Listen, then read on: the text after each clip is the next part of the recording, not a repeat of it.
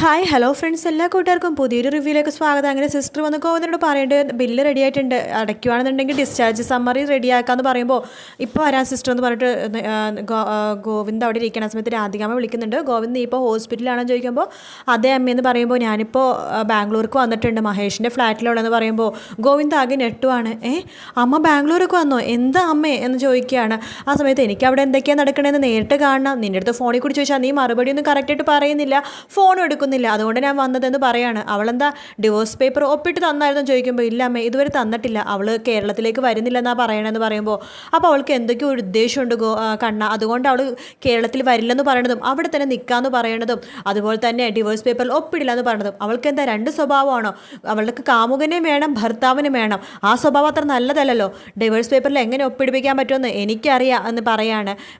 Hospital bill 20 ലക്ഷം രൂപയായ കാര്യമൊക്കെ ഞാൻ അറിഞ്ഞു, നീ അവളോട് പറ 20 ലക്ഷം രൂപ കെട്ടിവെക്കണമെന്നുണ്ടെങ്കിൽ ഡൈവേഴ്സ് പേപ്പറിൽ ഒപ്പിടണമെന്ന് നീ പറ, എങ്കിൽ മാത്രമേ എന്താണ് ബില്ല് കെട്ടിവെക്കുള്ളൂ എന്നും നിന്നെ ഇവിടെ തന്നെ നിൽക്കാൻ സമ്മതിക്കുള്ളൂ എന്ന് പറയാമെന്ന് പറയുകയാണ്. അപ്പോഴേക്കും സിസ്റ്റർ വരുന്നുണ്ട്.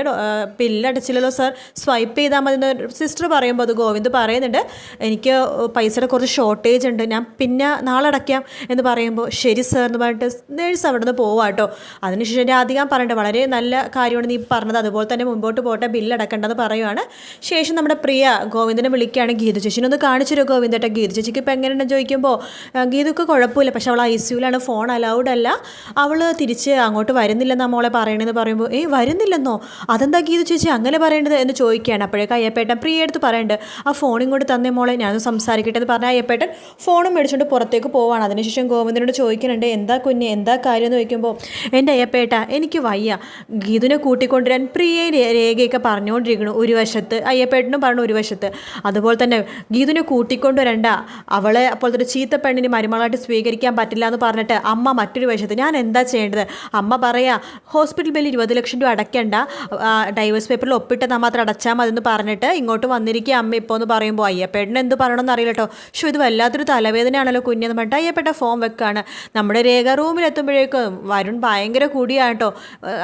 നമ്മുടെ രേഖ പറയുന്നുണ്ട്, ദേ അമ്മ ഇതൊന്നും അറിയണം കേട്ടോ കുടിക്കേണ്ട കാര്യമെന്ന് പറയുമ്പോൾ അമ്മ എവിടെയാണ് പോയെന്ന് എനിക്കറിയാലോ, ബാംഗ്ലൂർ, അമ്മ ഇവിടെ ഇല്ലല്ലോ, എനിക്കെൻ്റെ സന്തോഷം കുടിച്ച് തീർക്കണോടി, അമ്മ എന്തിനാ ബാംഗ്ലൂർ പോയെന്ന് നിനക്ക് അറിയാവോ, ഗീതുവും ഗോവിന്ദേട്ടൻ തമ്മിലുള്ള ഡൈവേഴ്സ് പേപ്പർ ഒപ്പിടിപ്പിക്കാൻ വേണ്ടി. ഡിവോഴ്സ് പേപ്പറോ എന്ന് രേഖ ചോദിക്കുമ്പോൾ അതേ ഡിവോഴ്സ് പേപ്പർ തന്നെ, എന്തിനാ ഡിവോഴ്സ് പേപ്പറിൽ ഒപ്പിടണമെന്ന് നിനക്കറിയാവോ, അവളെ അവിടെ ബാംഗ്ലൂർ കറങ്ങാനും പഠിക്കാനും പോയതൊന്നുമല്ല, അവളുടെ കാമുകനെ കൂടെ ജീവിക്കാൻ പോയതാ, അവസാനം കാമുകൻ അവൻ്റെ ആവശ്യം കഴിഞ്ഞിട്ട് അവളെ അങ്ങോട്ട് ഉപേക്ഷിച്ചു, അവൾ മരിക്കാൻ തീരുമാനിച്ചു, വണ്ടിയുടെ ഇടയിൽ കൊണ്ടേ തല വെച്ചു, പക്ഷെ മരിച്ചില്ല, ഇപ്പോൾ അവൾക്ക് വീണ്ടും ഗോവിന്ദേട്ടനെ വേണമെന്ന്, അങ്ങനത്തെ ഒരു പെണ്ണിനെ ഞങ്ങൾക്ക് ഈ തറവാട്ടി വേണോടി, ഒരിക്കലും വേണ്ട, അതുകൊണ്ട് അമ്മ അങ്ങോട്ട് പോയത്, എന്തായാലും എൻ്റെ ചേട്ടന് അങ്ങനത്തെ ഒരു വിഴുപ്പ് ചുമക്കേണ്ട ആവശ്യമൊന്നുമില്ല, എൻ്റെ അമ്മക്കും ഇല്ല, ഈ വീട്ടിൽ ആർക്കും ഇല്ല, അവളുടെ ഒരു വൃത്തികെട്ട സ്വഭാവമാണെന്ന് പറയുമ്പോൾ ദേ നിങ്ങൾ അനാവശ്യം പറയരുത് കേട്ടോ എന്ന് രേഖ പറയുമ്പോൾ അനാവശ്യമില്ലായിട്ട് ഇത് സത്യമാണ്, നിനക്ക് വേണമെങ്കിൽ നീ വിശ്വസിച്ചാൽ മതി, എന്തായാലും അങ്ങനത്തെ ഒരു ചീത്തപ്പെണ്ണ് ഈ വീട്ടിൽ നിൽക്കാൻ ഞാൻ സമ്മതിക്കില്ല, നിനക്ക് അവളെ സപ്പോർട്ട് ചെയ്യണമെന്ന് അത്ര ആഗ്രഹമാണെങ്കിൽ നീ അവളുടെ കൂടെ പൊയ്ക്കോ എന്ന് പറഞ്ഞിട്ട് രേഖനെ പിടിച്ചിട്ട് ഒറ്റ തള്ളാട്ടോ വാതിലിൻ്റെ പുറത്തേക്ക്. അതിനുശേഷം വാതിൽ കുറ്റിട്ട് വരുൺ വീണ്ടും കുടിച്ചുകൊണ്ടിരിക്കുകയാണ്. ഒച്ചപ്പാടും ബഹളവും കേട്ട് പ്രിയ വരുന്നുണ്ട്. എന്താ ചേച്ചി എന്താ കാര്യം, എന്താ വരുണിട്ട് ചൂടായത്, എന്തെങ്കിലും പ്രശ്നമുണ്ടോ, ഞാൻ സംസാരിക്കണോ, വേണ്ട മോളെ, വരുണിട്ട് നല്ല ഉറക്കമാണ്, പ്രശ്നമൊന്നുമില്ല, ഞാൻ ഫോണിൽ സംസാരിച്ചാന്നൊക്കെ പറഞ്ഞിട്ട് രേഖ അവിടെ നിന്ന് ഇങ്ങനെ തടി തപ്പുവാട്ടോ. പിന്നെ നമ്മുടെ ഗീതുവിൻ്റെ കാര്യം പ്രിയ എടുത്ത് നമ്മുടെ രേഖ പറഞ്ഞിട്ടും ഇല്ല.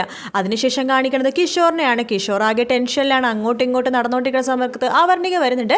കിച്ചു കിടക്കണ്ടേ, അവർണിക ഗോവ ആയിട്ടുള്ളൊരു എഗ്രിമെൻ്റ് ഉണ്ടായല്ലോ, അതിലൊരു ചെറിയ പ്രശ്നമുണ്ട്, ഞാൻ അതിനെക്കുറിച്ച് സംസാരിച്ചുകൊണ്ടിരിക്കുക, താൻ കിടന്നോ, അതൊക്കെ നാളെ സംസാരിക്കാൻ കിച്ചു വാ എന്ന് പറയുമ്പോഴേക്കും നമ്മുടെ അച്ഛൻ വരുന്നുണ്ട്. അച്ഛൻ വന്നതിന് ശേഷം നമ്മുടെ അവർണിക അടുത്ത് പറയുന്നുണ്ട്, ഇവൻ സൈൻ ചെയ്ത ആ ഗോവ എഗ്രിമെൻ്റ് ഉണ്ടല്ലോ മോളെ, അത് കുത്തി പാളിസായി, നമ്മൾ അതിനു വേണ്ടി മുടക്കിയ 100 കോടി രൂപയും വെള്ളത്തിലായി.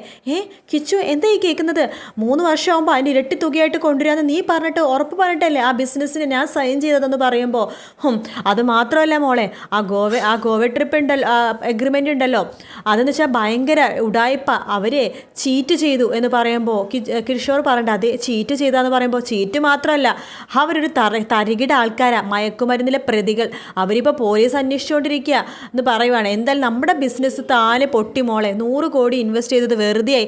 ഇവനെ വിശ്വസിച്ച് ഇൻവെസ്റ്റ് ചെയ്തിട്ട് ഇവൻ നമ്മുടെ ബിസിനസ് എല്ലാം തൊലച്ചു മോളെ, നമ്മൾ പാപ്പരായി മോളെ എന്നൊക്കെ പറഞ്ഞിട്ട് ആകെ വിഷമത്തിലാണ്. അത് കേൾക്കുമ്പോൾ നമ്മുടെ അവർണികക്കും വിഷമമായിട്ട്. കിച്ചു, നീ പറഞ്ഞിട്ടല്ലേടാ, നിനക്ക് അത്ര ഉറപ്പുണ്ടെന്ന് പറഞ്ഞിട്ടല്ലേ ഞാനും സൈൻ ചെയ്തത്. ഈശ്വര, ഇനി എന്ത് ചെയ്യും എന്നൊക്കെ അറിയാണ്ട് അവർണിക ആകെ വിഷമിച്ചിരിക്കുക കേട്ടോ. അതിനുശേഷം നമ്മുടെ കിഷോറിനടുത്താണെങ്കിൽ ഭയങ്കര ദേഷ്യമാണ് കേട്ടോ അവർണികയുടെ അച്ഛനാ. ശേഷം കാണിക്കുന്നത് ഗീതുവിനെയാണ്. ഗീതു സിസ്റ്ററിനോട് ചോദിക്കേണ്ട ഡിസ്ചാർജ് ആയില്ലെന്ന് പറയുമ്പോൾ ഇല്ല മാഡം, ഗോവിന്ദ് സാറ് ബില്ലടച്ചിട്ടില്ല എന്ന് സിസ്റ്റർ പറയണം. അതിനുശേഷം ഗോവിന്ദ് വരുന്നുണ്ട്.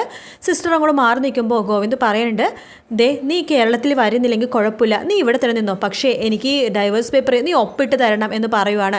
പെട്ടെന്ന് അവിടേക്ക് നമ്മുടെ വിജയലക്ഷ്മി വരുന്നുണ്ട് കേട്ടോ പിൻവാതിലെ കൂടി. പക്ഷേ പെട്ടെന്ന് ഇവരുടെ സംസാരം കേട്ട് അവിടെ തന്നെ നിൽക്കുവാണ്. ആ സമയത്ത് ഗീതു ചോദിക്കുന്നുണ്ട്, എന്താ നിങ്ങളുടെ രണ്ടാനമ്മ പറഞ്ഞോ ഇവിടെ സൈൻ ചെയ്തിട്ട് മാത്രം തിരിച്ചു വന്നാൽ മതി എന്ന് പറയുമ്പോൾ നീ എന്തിന് രണ്ടാനമ്മ എന്ന് കുത്തി പറയണത്? അവരെൻ്റെ രണ്ടാനമ്മയാണെന്നൊന്നും നീ പറയേണ്ട ആവശ്യമൊന്നുമില്ല.